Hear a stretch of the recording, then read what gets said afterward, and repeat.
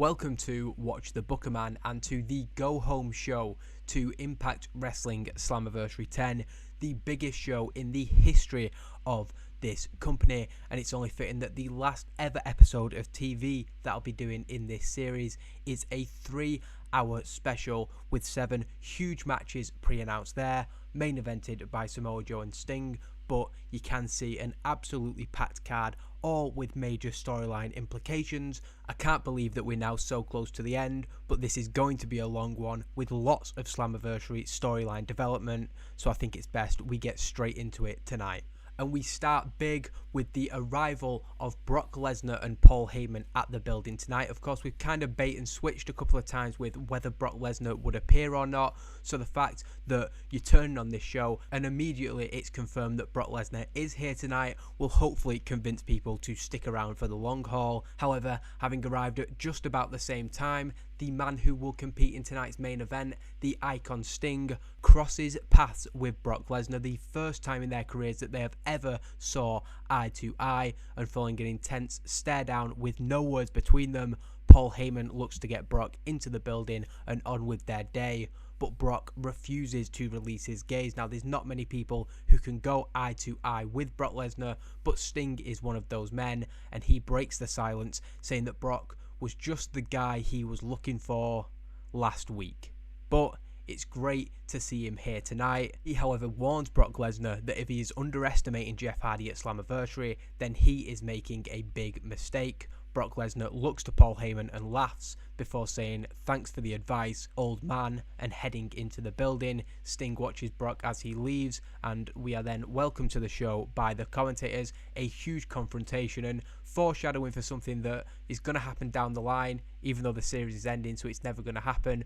But I always wanted a Brock Lesnar Sting program at some point, so I thought the least we could do was tease it before the end of this series. Tonight, Sting will go one-on-one with Samoa Joe. That's what the commentators are putting over. One of only 3 televised matches that he has had during the course of this save. Before then, however, AJ Styles will prepare for Sunday's Gauntlet for the Gold against a man who competed in the very first one, and somebody he has a hell of a lot of recent history with. AJ Styles faces Steve Corino and defeats him fairly convincingly in 8 minutes and 35 with the phenomenal forearm. Now, Steve Corino is a very, very tough guy, but he can't keep up with the physicality of AJ Styles, so it's a credit to him that he lasts that long, and it's a really good match that AJ Styles manages to get out of him. But it's really just about showcasing and putting over everything that AJ Styles is about. AJ Styles stands tall in a fairly disappointing segment that follows up, and he has put down the persistent Steve Corino in decisive manner. Styles has his arm raised as the commentators put over his opportunity to kickstart to change the narrative on his 2012 this Sunday in Slammiversary's Gauntlet for the Gold. 20 members of the Impact Wrestling roster will compete, the winner earning a future Impact World Championship match. As AJ Styles continues up the ramp, however, Steve Corino, who had rolled out of the ring in the post-match, has grabbed a microphone and he is leant up against the guardrail. He has something to say to AJ Styles, seemingly having a complete personality transplant. He's wrestled a lot of people in his time, he's won a lot and he's lost a lot, but he can't think of anybody he has ever shared a ring with who is as good as AJ Styles. He's holding his ribs, he's almost struggling to say this, but he wants to take that moment to put over AJ Styles. AJ, who's now at the top of the ramp, turns round, he's confused by this, he's sort of looking at Steve like, what the hell are you talking about? Corino adds that he simply can't see anybody beating AJ Styles this Sunday. He then lets out a bit of a pained laugh. Hold on, I forgot about somebody. AJ Styles is then jumped from behind by Brodie Lee, who lays heavy shots into the man he pinned at Sacrifice. AJ Styles is then dropped with a double-handed chokeslam by Brodie Lee, rebounding his head off that metal ramp. A very, very severe bump for AJ Styles. 3 nights before, these two men share the ring in that Gauntlet for the Gold, so we do lose heat to the storyline, and I'm hoping that's not a theme of tonight's show, but Brodie Lee, who has been a constant thorn in the side in the Impact Wrestling era for AJ Styles, well, he's going to be there once again on Sunday. We then get the commentators once again putting over what a hot start to the show this has been. Sting, Brock, AJ, Brodie Lee, all these big names one of them a little bit different to the others, but they've all made their impact in a very, very short space of time. We then switch attention to a man who was the talk of the wrestling business in the last week, as CM Punk made his return to Impact Wrestling. We thought he was gone, but we see from the footage last week that brutal attack on Kurt Angle that left the Olympic gold medalist bloody in the middle of the ring. Now Kurt Angle isn't here tonight, but CM Punk will appear on Impact Wrestling later on, addressing the audience for the first time in 2 months. And on top of that, Kurt Angle, despite not being here tonight, he laid a Slammiversary challenge to CM Punk, and we'll see whether Punk is accepting that challenge when he makes his way to the ring later. In the back, Brodie Lee and Steve Corino are setting up for an interview. There was that setup after the opening match and they want to gloat about what they did, but they are confronted by Amazing Red before the interviewer can get there. Amazing Red calls out the actions of Brodie Lee, telling him that like AJ Styles, he's in the gauntlet for the gold on Sunday. Tonight's a 3-hour show, and Amazing Red is sure that there's plenty of time for another match to be added in there. He's held gold with AJ Styles. He has a hell of a lot of respect for that guy, and he wants to fight Brodie Lee tonight. Steve Corino turns to Brodie, who sort of nods his head. He's obviously not going to back down from Amazing Red, and Corino tells Red, be careful what you wish for, because you've got exactly what you've asked us for.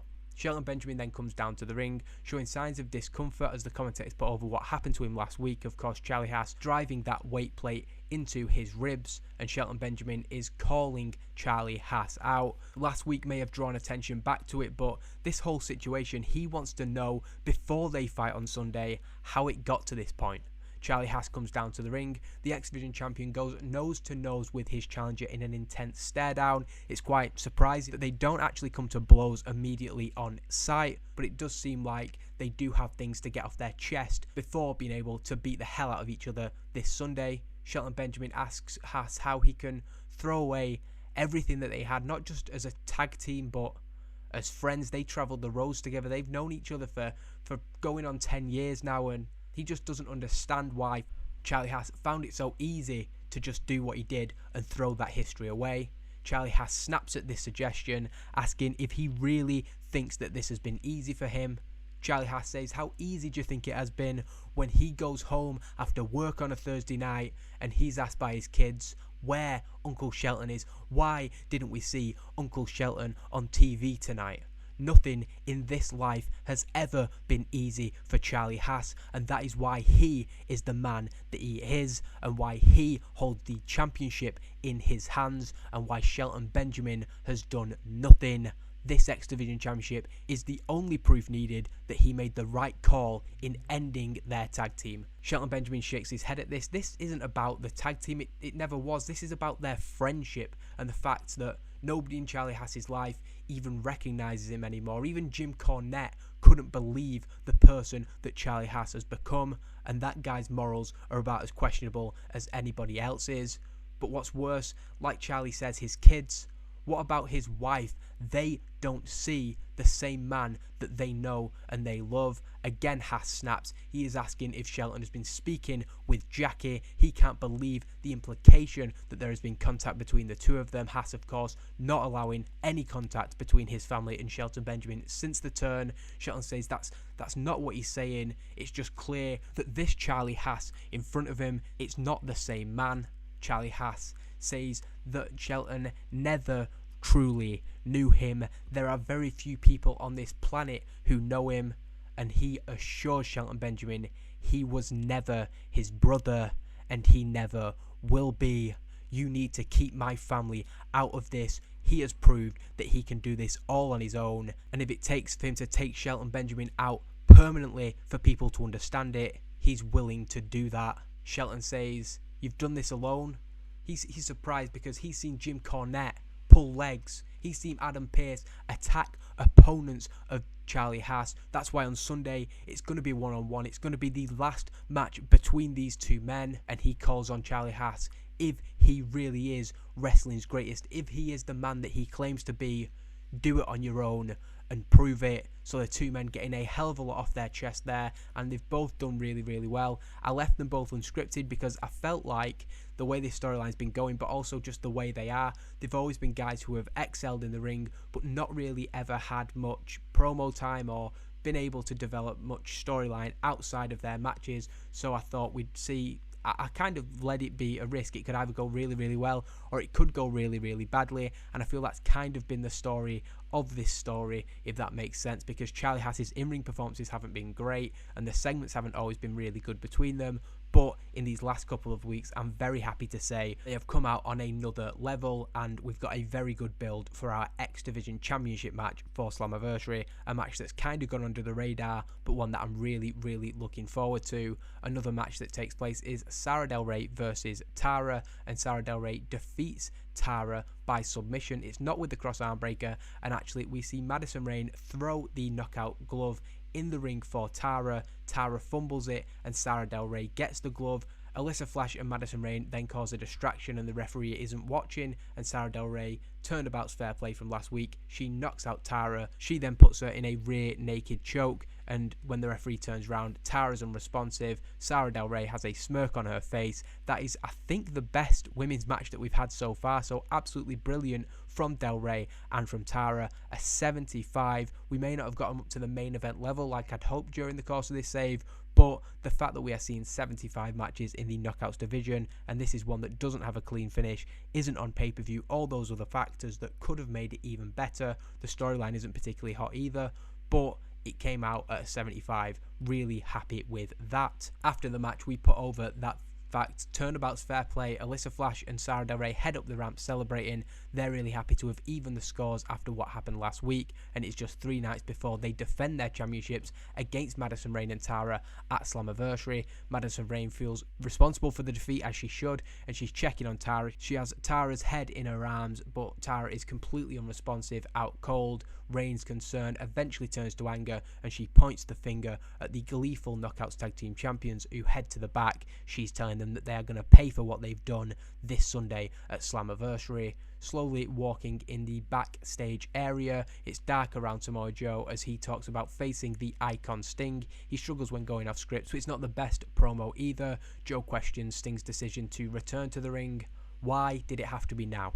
In 3 days' time, both of these men will enter the gauntlet for the gold, and whether it's Jeff Hardy or Brock Lesnar, Samoa Joe guarantees he'll be next in line for the Impact World Championship. Every word that has been said this past week has been 100% true. Samoa Joe has dedicated his life in the past 6 months to cause as much pain and chaos and destruction as humanly possible, but it's all been in pursuit of making his way back to the top. CM Punk returned last week, and that's been the talk. People have still been asking him questions about that man, but right now Samoa Joe doesn't have a thing to say about CM Punk or Kurt Angle. He's sure that Punk's going to finish the job he started on Kurt this Sunday, but Joe's job is to make sure that Sting doesn't make it anywhere near that pay-per-view. He's more than happy to do so in tonight's main event. We then go into the third match, which ends the hour, and it's 2 of the 3 challengers in the King of the Mountain ladder match this Sunday. The Motor City Machine Guns defeat Steen and London. Now, Motor City Machine Guns are another pairing who have had a fairly torrid time of it since we became Impact Wrestling, and Steen and London have very much been the thorn in their side. This whole storyline, or as it comes to a head in the King of the Mountain ladder match, there are lots of interweaving stories that have been going on throughout the year, and Steen and London and the Motor City Machine Guns have of course had many matches in various combinations and have such a huge history. But you see there Alex Shelley with an 88. This is another, I'm sort of looking back now and sort of reminiscing on the start of the save to now. The Motor City Machine Guns are 2 guys who have sort of struggled to get up to that level within the first year, but to see Alex Shelley, who picks up the victory, pinning Kevin Steen following a Made in Detroit, he gets an 88. All 4 guys with really good performances. It's another sign we have brought the tag team division up to a very high level. After the match, the Motor City Machine Guns celebrate. Kevin Steen is in shock that he was pinned and has to be calmed down by Paul London when he eventually comes round, and it is fairly surprising. You'd expect London to be the fall guy in this team. He is now back to 100%, having been carrying an injury for the last month or so, but he's not the one who takes the fall. It is Kevin Steen, a man who has been very protected since coming to the company, so it shows again that the stakes are very high, everybody's on their A game, and the Motor City Machine Guns come out on top. We then return to a very poor segment to start the second hour. The New Age Originals, in terms of their overness and their performances, have actually been overshadowed in this sort of save, and maybe it's to do with the way I booked them, but the New Age of Honor are definitely the guys getting the better ratings in game, even if Tyler, Claudio and Chris are the main pet project from this whole save. I'd probably say we've got them over, but for them to be only getting a 61 in one of the go home segments for this storyline, it's a little bit disappointing, and probably shows we've not got them quite to the level that we want them to be, even if the plans I have for them after Slammiversary that won't come to fruition would have seen them become those main event stars. Claudio Castagnoli speaks to Mike Tenay, saying that they aren't thinking about defeat as a possibility on Sunday, but they do know that as much as they despise them, Austin Aries and the American Wolves know how to win. They are some of the best professional wrestlers on the planet.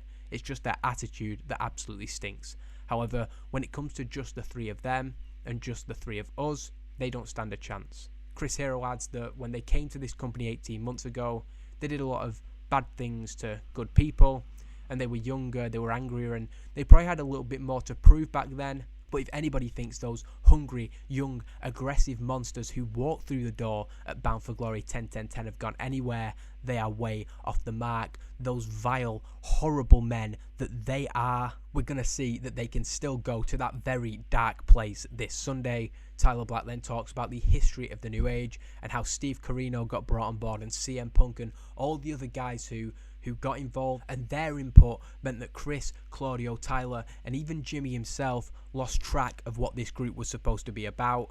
Their mission is far from complete. Just because they're in marquee matches, just because they are featured in Slammiversary, doesn't mean that they are willing for this chapter to come to a close.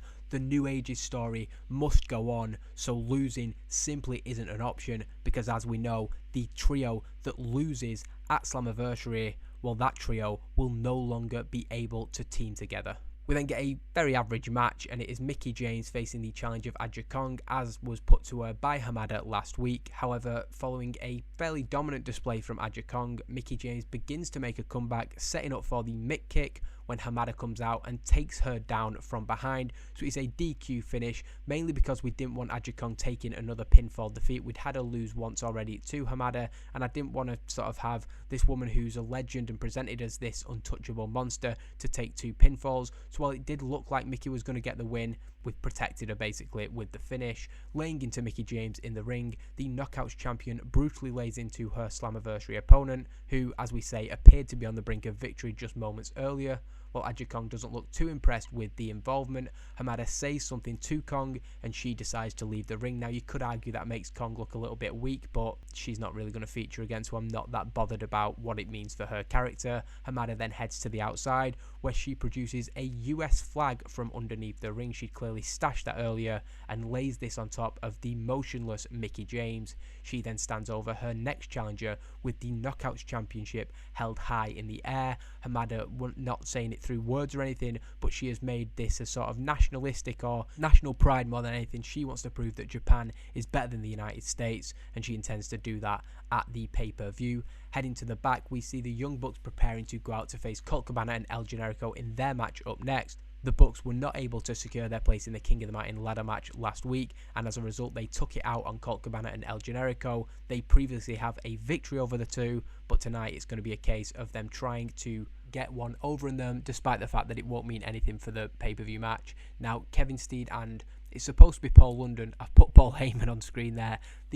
I used to make these kinds of mistakes quite a lot earlier in the save, and I thought I'd got rid of them. I hope there's nothing else on the rest of the night. I hope the final segment doesn't have somebody very, very wrong in there. I hope I've not put Paul London in the Paul Heyman segment. Just pretend that it's Paul London on screen there. Steen is furious about his defeat, and he says that the Young Bucks had better not let them down tonight. The Bucks are kind of taken aback to be sort of barked at by Steen in this way, but he reiterates he doesn't care how they do this, whether it's a win or a loss. Their job is to maim and pulverize those two worthless pieces of crap. He can't even believe, he's beside himself with the fact that those two guys are going to be on the pay-per-view card on Sunday. They're going to get a title shot on Sunday. Those two guys are jokes, and Nick and Matt need to make sure that they get the job done. Nick looks like he's going to talk back to Kevin Steen, but Matt tells him to chill out. He tells Kevin, don't worry about it. You saw we left him laying last week. We're going to do exactly the same again tonight.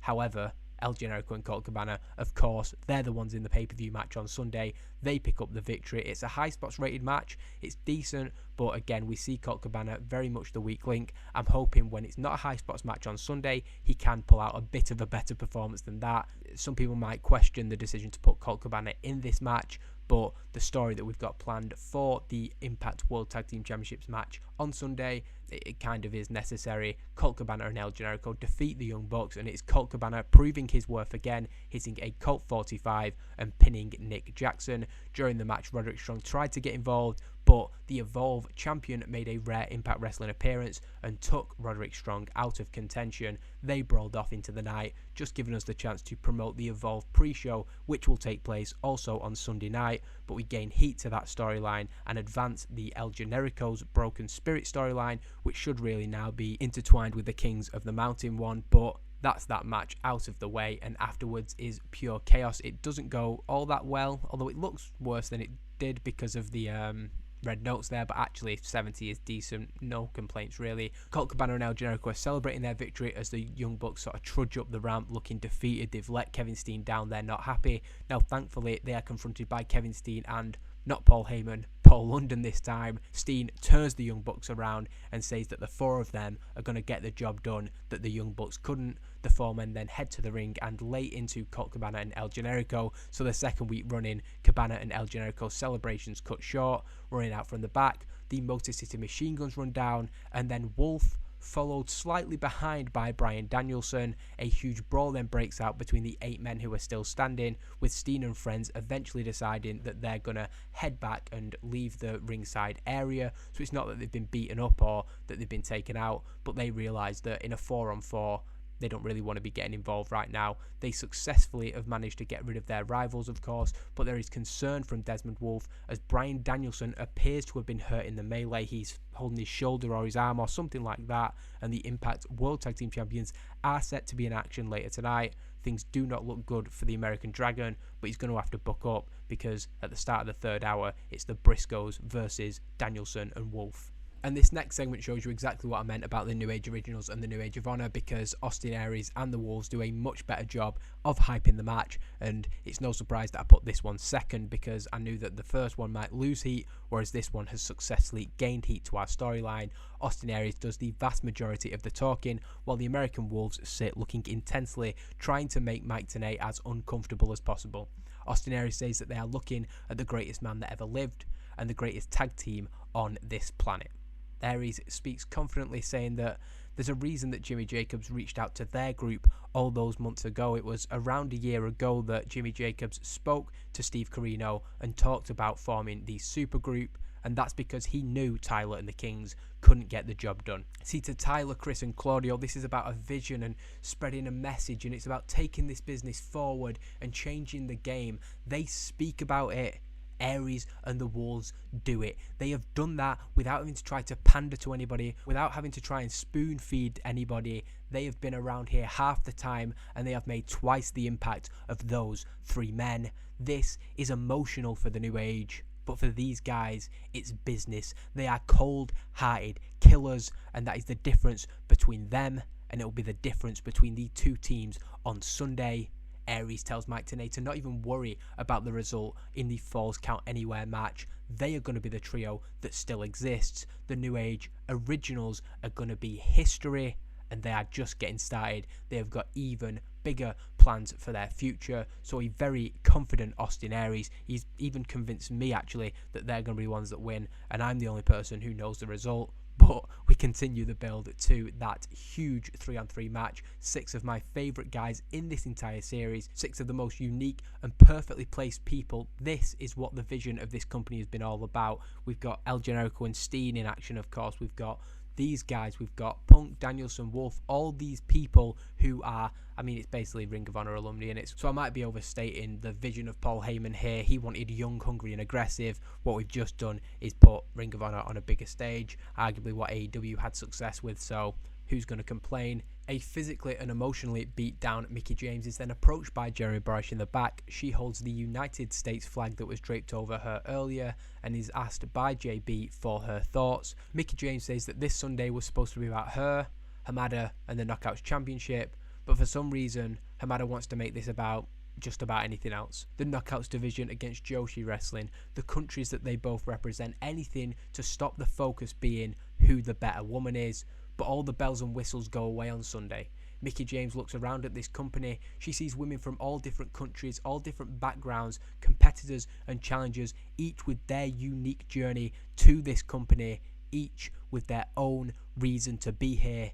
Impact Wrestling is a melting pot of the greatest professional wrestlers on the planet. That is what she is fighting for this Sunday. She might not like Madison Rayne and Tara, but that is going to be a hell of a Knockouts Tag Team Championship match.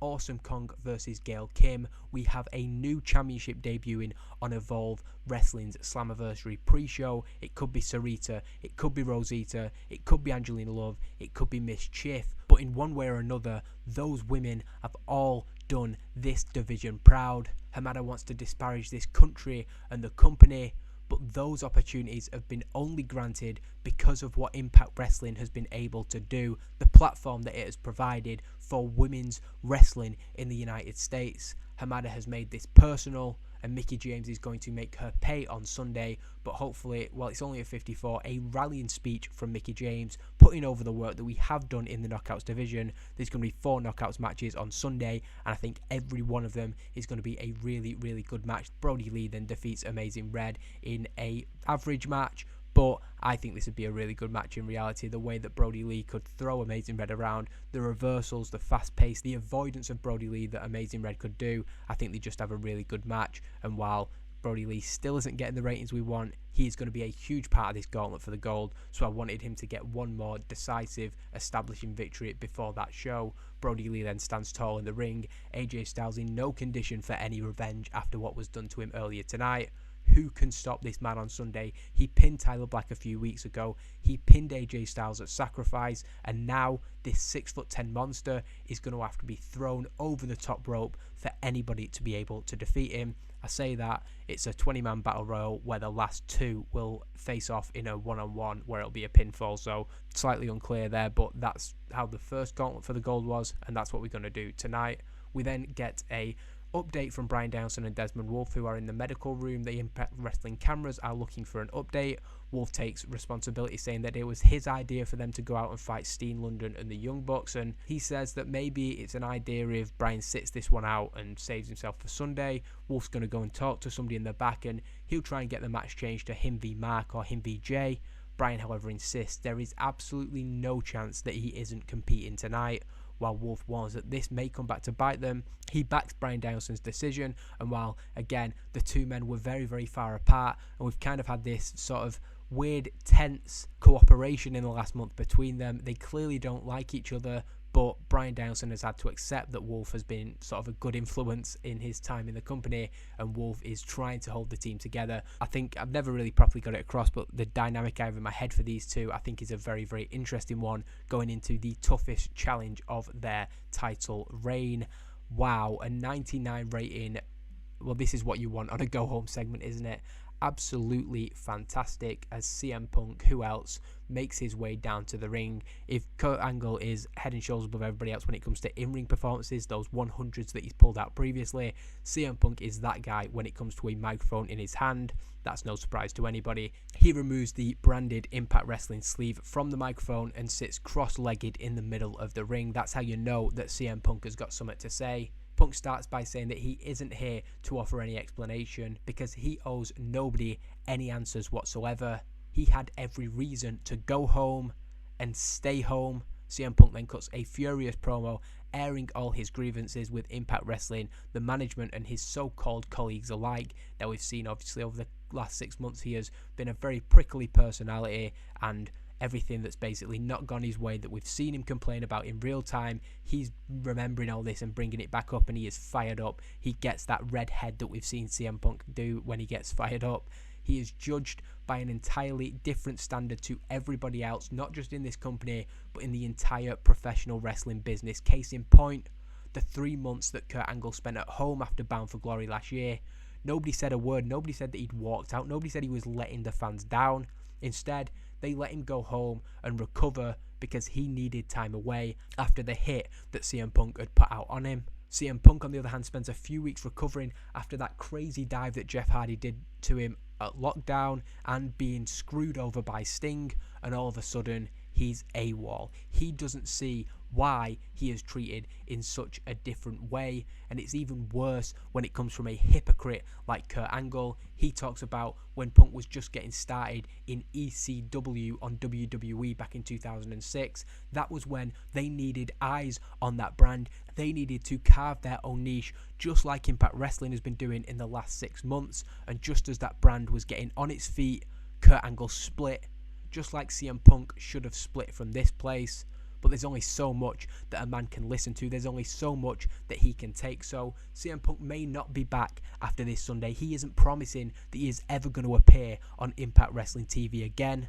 But he will promise that he's going to finish the job he started at Bound for Glory, because he's going to take Kurt Angle out with him at Slammiversary. So Punk's target here isn't necessarily to make a return, but he wants, if he's out of the company, then Kurt Angle is going to be too. Hopefully that gives a little bit of a surprising edge to the match and sort of puts a little bit more doubt into who might win it. I think this has been a differently built storyline. We've not had much interaction between them other than the fight last week. Hopefully there's still enough interest in Kurt Angle versus CM Punk after all the 6-month story that they've had. We'll try and bring that all together with video packages and whatnot at Slammiversary, and hopefully you will want to see that match. We then get the final hour of the show with Sting cutting a promo. He references the words we've just heard from CM Punk. He can't believe that that guy has the cheek to come out and call out the entire company, the entire roster.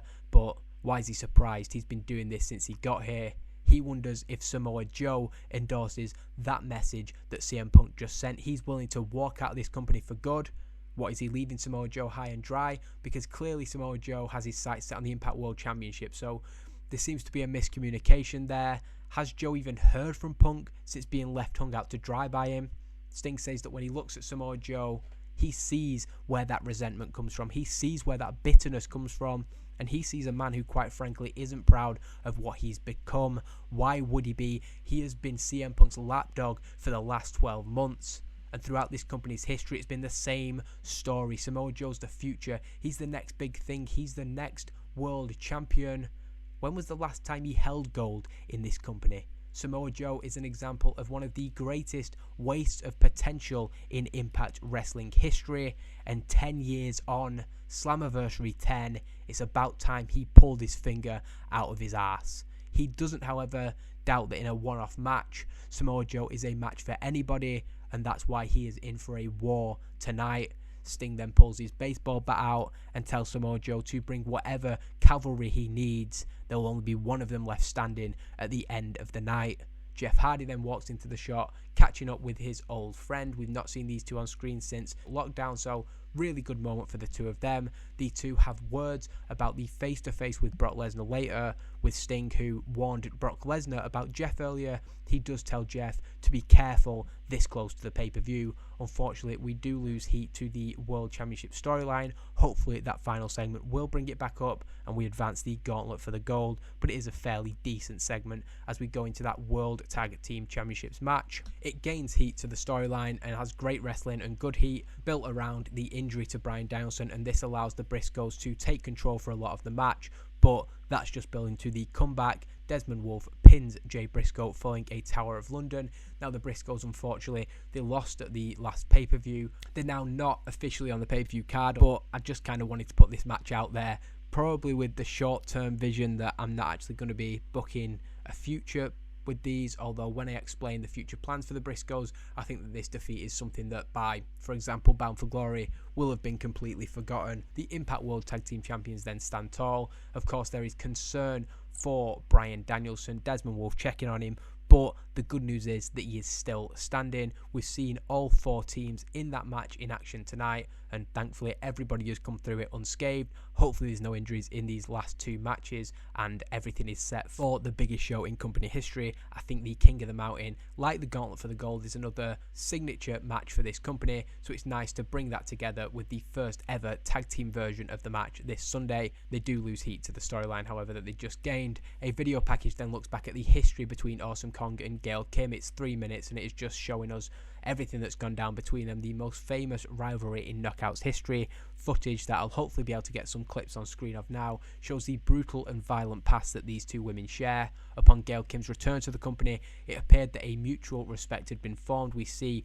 the one segment that they had on the post Bound for Glory show, and again this shows where there's always something long term in mind, so it'll be nice to have that shot there of them having a sort of mutual nod between them on the post Bound for Glory Impact Wrestling that now leads all the way into their rivalry and match at Slammiversary. Gail Kim, however, upon seeing Awesome Kong forge a new path of destruction after losing the Knockouts Tag Team Championships, Gail Kim, also now without title, decided that she had to step up, looking to stop the monster in her tracks before she took complete control of the division once more. The former Knockouts champion has a huge task ahead of her at Slammiversary, but she will return to the ring up next and defeats Jazz in 5 minutes and 3 seconds, proving that she is still at the very top of her game. A 65 is good from her, with the ratings that we've seen from Awesome Kong earlier in the month and what we've seen from Sarah Del Rey and Tara earlier. I think we're going to have a really strong showing from the Knockouts this Slammiversary. SoCal Val then joins Gail Kim in the ring after her victory, looking for her thoughts ahead of her return to the ring on Sunday. Gail Kim puts over the responsibility that she feels after she's kind of put this, well, the responsibility on her back that she has to stop Awesome Kong. She puts, basically we're putting over her position as a locker room leader. She looks to put over the challenge that is ahead of her, however, before being interrupted by the music of Awesome Kong. Fresher than her opponent who has just been in action, Awesome Kong engages in the assault on Gail Kim. Gail tries to fight back, but she makes surprisingly quick work of her storied rival. It's almost surprising after the brawl they had a few weeks ago that was back and forth and had to be pulled apart. Now it is Awesome Kong who is absolutely dominating, and we're saying, has Gail Kim ever faced anything like this Awesome Kong?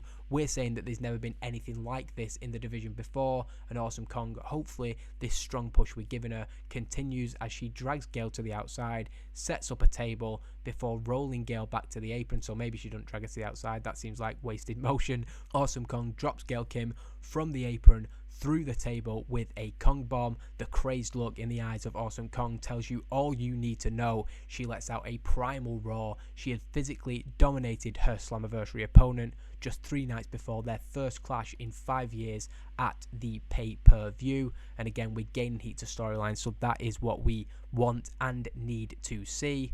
We then come back from the break where we have of course you kind of need a few minutes, so we go to the break as Gail Kim is helped out of the building. We then come back from the break to a pre-recorded interview in an empty parking garage, and it's a cameraman just walking. We can hear his footsteps, it's echoing. This is how empty this parking garage is. Eventually we see a vehicle. It's the destroyed camper van that the New Age have had for 2.5 years, but of course it was left in ruins by Austin Aries, Brodie Lee and the American Wolves last month. Sat in the back of the van, which is just in complete disarray, Jimmy Jacobs is shown with his head down. Of course the windows are smashed, the interior was messed up by him. So yeah, Jimmy Jacobs, this vehicle that has been so emblematic of his group, a complete mess, and that could be the state of his group this Sunday if it goes into the hands of Austin Aries. He could potentially finally lose control of the New Age for good. Jimmy Jacobs, who is looking down, raises his head and says, January 2010, the New Age arrived. 10-10-10, bound for glory.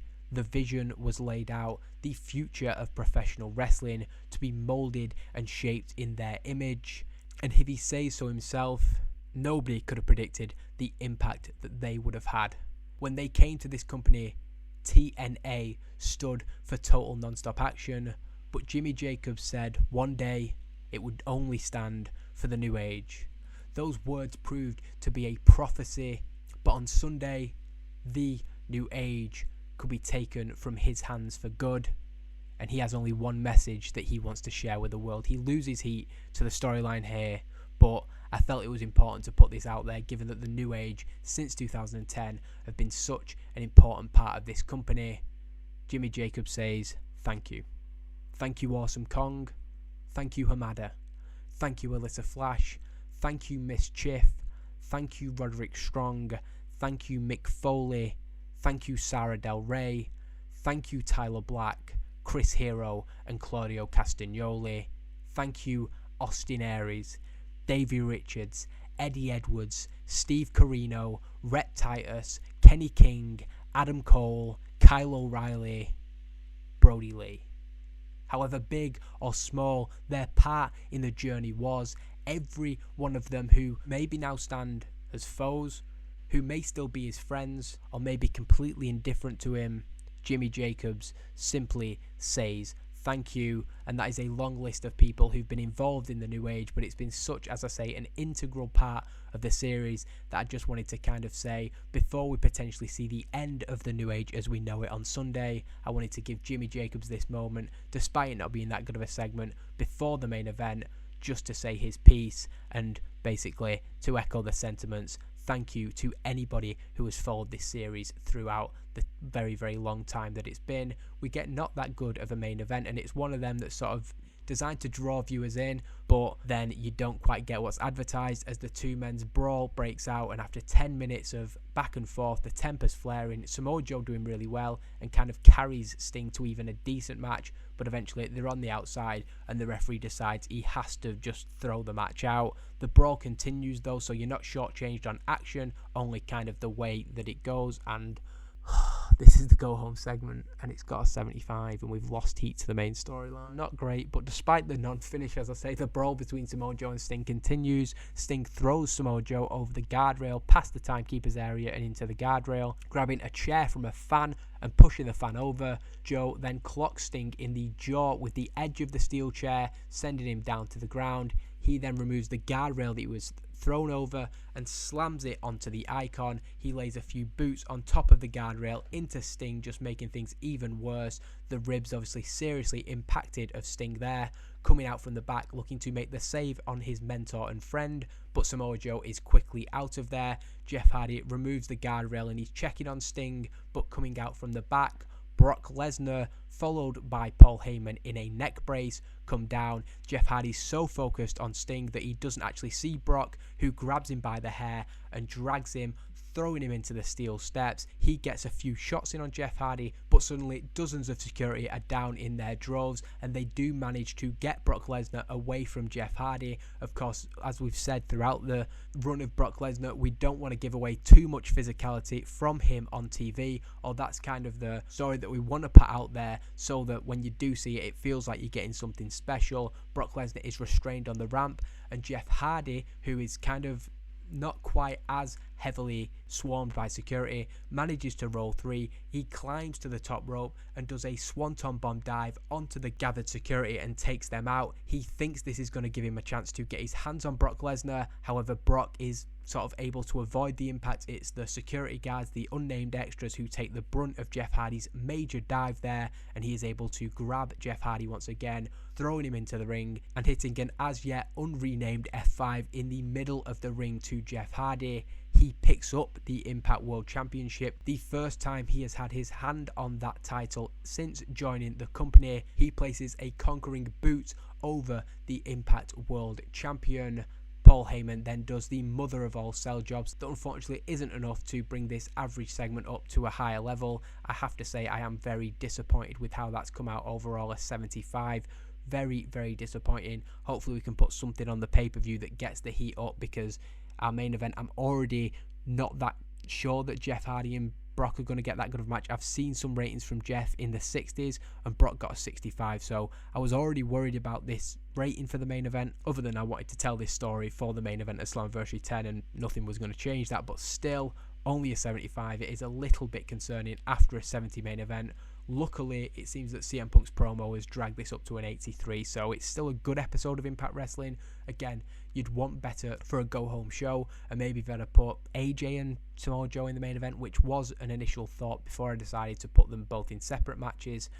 You know, things could have gone very differently, basically. But there is the final episode, the 3-hour special of Impact Wrestling that has hopefully got everybody hyped for Slammiversary. It's been a hell of a long one, so thank you for anybody who has sat through the entire thing. I was a little bit unsure about running a 3-hour Impact Wrestling, but I do think that it came across pretty well. I was worried that we'd have to put a lot of filler in there, but I'd say that with such a big pay-per-view on Sunday, there was no segments that didn't have anything to do with the pay-per-view basically, and I'm really happy with that. That means there was no filler as far as I was concerned.